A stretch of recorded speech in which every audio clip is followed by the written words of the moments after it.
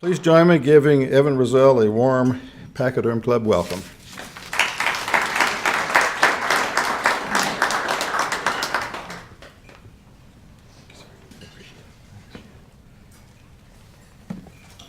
Thank you to Mr. Todd and to Mr. Stevens for having us here today. It's a thrill to be with you. And he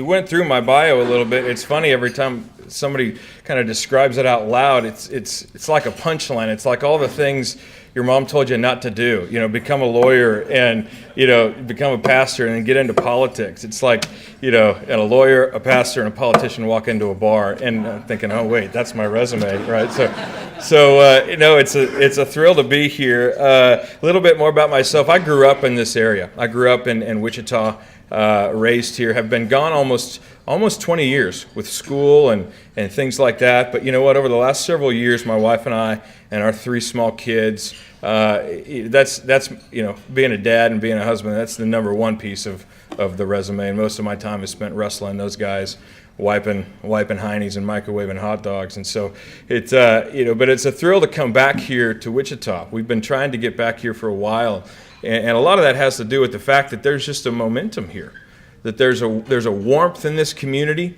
and there's an inertia in this community. There's a momentum in this community. We sensed it from over state lines and the Missouri side, and we just kind of looked at each other and said, boy, this is a spot where we want to raise our family. We want to get back there. We want to get back to the heartland and a place where work ethic matters and where people are welcome to the table, and it's small enough where you can have dialogues. And it's small enough and yet sophisticated enough of a community to do something like Project Wichita. And Project Wichita, in its essence, is a large-scale community engagement process wherein we ask the community to help dream and think about where we want to go in the next 10 years. This is a process that's not birthed out of dire necessity. It's not birthed out of smelling salts in the community after significant losses, but rather this is the opposite. This is a process that is birthed out of momentum. It's birthed out of several wins of the community in the last several years, both qualitative and quantitative. There's a resurgence of community pride in this area. I mean, an emblem of that would be the Wichita flag. It's something that speaks to the pride that this community has, and you see it growing. You see it everywhere. That's one of the biggest things we've noticed as we've come back to town is there's just this pride here. And so there's a group of leaders that got together over the last several months and said, well, how can we as a community step into that? How can we as a community step into some of that momentum, into some of that inertia, and really direct it somewhere? How do we think strategically about how to harness this momentum in the years going forward? We don't want to be left to the winds of change. We don't want folks outside of our community telling us who we need to be. We actually want to take the question to our regional community. And that's where Project Wichita was born. Like I said, at its essence, it's a community engagement program or process whereby we are going to take the questions to our regional community. It's not just Wichita. Let's think an hour kind of in every direction, and the outreach goes as far as the interest, where we really want to take a look at a regional vision and who we want to be as a region in the next several years. We're going to do that by doing 3 key pieces: by listening, by focusing, and by sharing. And so we want to talk through a couple of those things with you guys today. The listening process looks like, well, let me rewind it a little bit and say who's involved in this process. I'm lucky enough to provide some staff leadership here to help call the right people to the table and help to execute some of this vision. But we're also led by 4 volunteer co-chairs. So Aaron Bastian, the president of Fidelity Bank, is a co-chair with us. Scott Schwindeman, who's the president and CEO of Lubrication Engineers here in town, is a co-chair with us. Justin White, former Wichita State basketball star and current executive director of the Boys and Girls Club of South Central Kansas, as well as Debbie Gann, vice president at Spiro Aerosystems, all make up this co-chair committee that are helping give us some real steering vision and direction to this process. But in addition to that, there's also a team of almost 90 different organizations who are participating in this process as well, forming a vision team. And so these 90 different, 88 to be specific, different organizations are stepping together and helping to provide funding for this process, helping to ensure the integrity and the accountability of this process in terms of hearing the community's voice. They're also here to help this group make some tough decisions about where do we think we want to go in the next several years as a community. And they're also committing to stepping out and to helping us spread the word and really get to the far-reaching aspects of our community so that we get a robust and diverse and honest voice from our community going forward. So that's some of the folks who are involved in that. We're thrilled to have the support of Sedgwick County. We're thrilled to have the support of the city as well. But the broad thrust of the support of this, at least financially, has come from the private sector. I mean, what you have in essence is a group of private citizens, a group of folks who are concerned and excited about where we are as a community and rolling up their sleeves and saying, you know what, we want to step toward this together. And we think that a diversity of voices is helpful at this table, and we want to engage our community and see. It's the novel idea. We want to engage our community and see where it is that they want to go. And then how do we partner together collaboratively to move forward? So what that looks like from a process standpoint is kind of a three-phase process. And I won't bore you with all the details of it, but that's the listen and focus and share. So we're in the listening phase now. I think this project is probably about 85 days old. It was announced on February 1st at the Chamber luncheon a couple of months ago. And so we've had a massive amount of support and momentum since then. And so we're right in the middle of the listening phase. And that phase is really to put our ear to the ground and hear from our community through a couple of different ways. The first way that we're doing that is through focus groups. And that's what you guys will be a part of today. And the focus groups help us partner with WSU, who's helping us execute some of the logistics on this process, and their Public Policy and Management Center there, helping us execute some of these focus groups where we're bringing people together from across the community. And we're asking questions, open-ended questions, broad questions. We're not seeking to find consensus or agreement at this stage, but we're saying, where do you want Wichita to be in the next 10 years? How do you see that going forward? How do you see people thriving here? What do you think needs to change in the physical realm, with parks and things like that? And then from prosperity, what needs to happen for people to prosper here from a financial sense? And asking broad questions like that, and even questions like, what would make you leave here in the next 10 years? And really get a diverse input source from our community throughout. And we'll take some of that qualitative information. You'll be seeing people taking notes today, and that's unattributed. We're just looking for kind of what are the big themes that are coming out of these conversations to tie together with over 80 other focus groups from across the region. I mean, we're doing focus groups from everyone from homeless folks to the CEOs in the community, because everybody matters or nobody matters, right? So we want to hear from everybody. And so we're writing down some of these broad themes, and then the Public Policy and Management Center, led by Misty Bruckner and her team, will start to take some of that information and start to do some thematic analysis. What are the things that we've seen repeat themselves? I mean, is it green space? Is it infrastructure? Is it education? What are some of the things that we see happen or come up in conversation over and over again? And we'll distill some of those major themes there, and then we'll use that kind of qualitative analysis from the focus groups and move toward a survey portion, an online survey and a physical survey toward the end of June and beginning of July. And so you'll see much more about that. You'll see it in different media sources and things like that, where we're asking our community to come vote, not vote, but come put your voice to this process and help explain what you see the priorities are for the next stage going forward. And that'll be a little bit more into the detail than these focus groups that are a little bit more open-ended. Again, the purpose of something like the focus groups today would be that we just want to hear what your big thoughts are, what your big themes are, what are your big dreams for the community.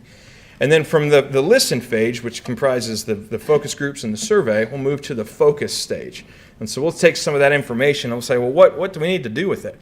How do we marry some of these other studies that have been done here in the community? And the county's done some great work evaluating their pieces. United Way has done some great work.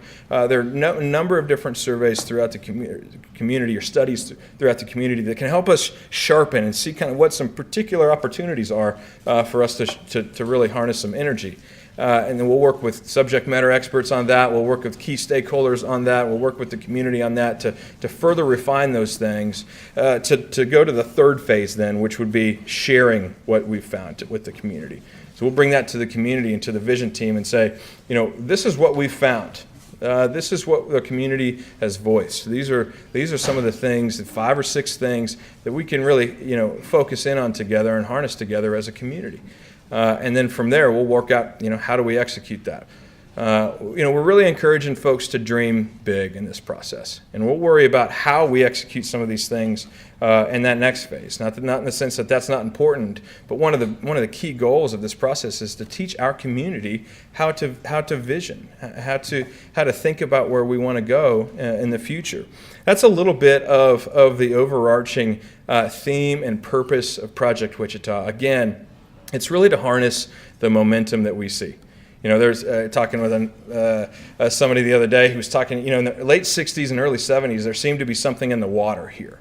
If you look back and you see Music Theater of Wichita and you see Riverfest and you see Century 2 was built and a number of other things, Sister City programs, and I'm sure there are dozens more.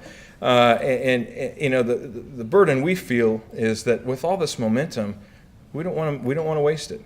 We want to really create an opportunity for the community to come together, to voice their burdens, their concerns, their fears, their desires, in a way that actually works with a collaborative group of citizens that just care a whole lot about the community and want to roll their sleeves up and get to work and get their hands in the soil. So that's a little bit about what we're doing here at Project Wichita. I'm thrilled to come back to do this. As I mentioned, my resume is a little bit meandering, but the core thing that unites all of those things is I love working with diverse groups of people and diverse communities to come together and figure out what do we agree on and how can we execute it well. So we are able to do that at least a little bit in the legal realm, certainly able to do that in the pastoral realm in Kansas City with a church that was in the urban core, as well as the Kansas City Overland Park kind of suburban context, and obviously in the political and the public service realm, working for Attorney General Hawley. How do you bring people together, and what do we agree on, and how can we focus on that? Certainly our community will have divisive opinions about all sorts of things, but that's not scary to folks who all care about the common thriving of a community. How do you step together in the midst of some of those divisive viewpoints to actually focus on the things that everybody agrees on? I think that's kind of what we're trying to do here with Project Wichita. So it's a thrill to welcome the WSU team. They're all here volunteering their time, being part of this process. I might invite Misty Bruckner up as well, who's going to be working through this focus group exercise with us. And we thought, we could come and talk to you for an hour about this process, and certainly are excited to share everything that we have going on here. But, the best way for us to take the vision of this project to groups like this is to actually execute the project with you. And to put our money where our mouth is and say, we want to hear from all the different corners of the community.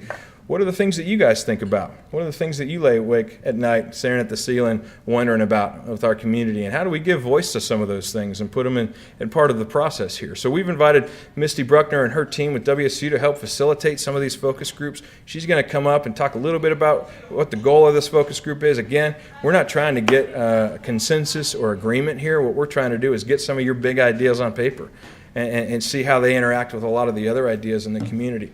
And so you'll have facilitators, these volunteers from Wichita State will probably come and sit at your tables. And if you only have a couple of, 1 or 2 people at a table, it might be good to condense a little bit. But y'all are smart folks. You can figure out how to do that. I won't tell you how to do that. So, Misty, thank you so much for being here and your team. I'll turn it over to you to take over the focus group. Thank you, Evan. Our WSTU team will start infiltrating your tables here right now.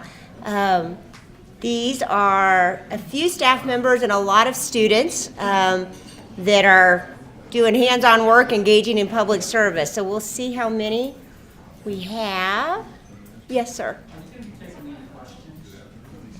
Any questions? I'm going to be asking the questions right now. So, but if you have a question, we'll be glad to answer those. So, yeah.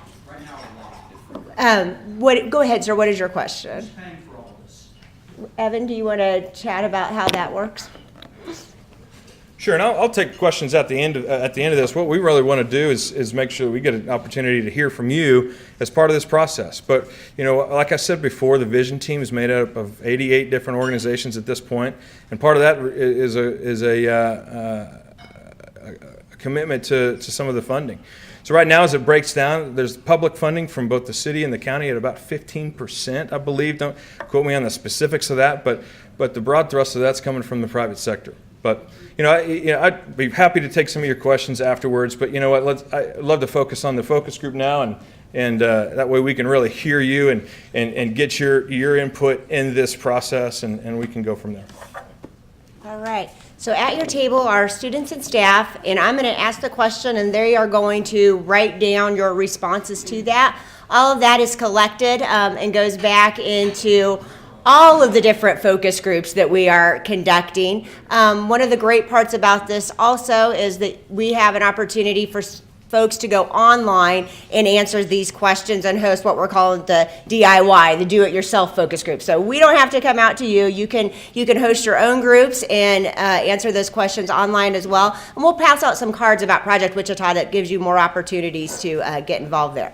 So our warm-up question for the day is, tell us what you are most proud, what the best feature about our Wichita region is. This can be a tangible thing, this can be a feeling, this can be an asset, but if you had someone coming in from out of town and you had to talk about what's the best feature of our region, what would you talk about? Okay, folks, we're going to move on to our next question. And if that was the warm-up question to get you thinking about all that is good, the next question is, what is your big dream for our region? So in 10 years, we come back here and talk, what does that look differently? What is your big dream, your big aspiration, your vision for our region? Okay, folks, I hear lots of good conversation going on, but I'm going to transition you now to the next question. These next three questions are really designed for us to look at three critical elements, and those are people, place, and prosperity. How do we make all those happen? So the first question is with people. In 10 years, for our region to thrive, how do we attract, keep, and develop people? So think of all the people in your world, from the newborn to grade school, from K through 12, to seniors in your lives, to children in college, or those looking for the workforce, all the different people, all those ages and stages in our world. How do we help keep, attract, and develop people? Okay, folks, gonna ask us to transition again.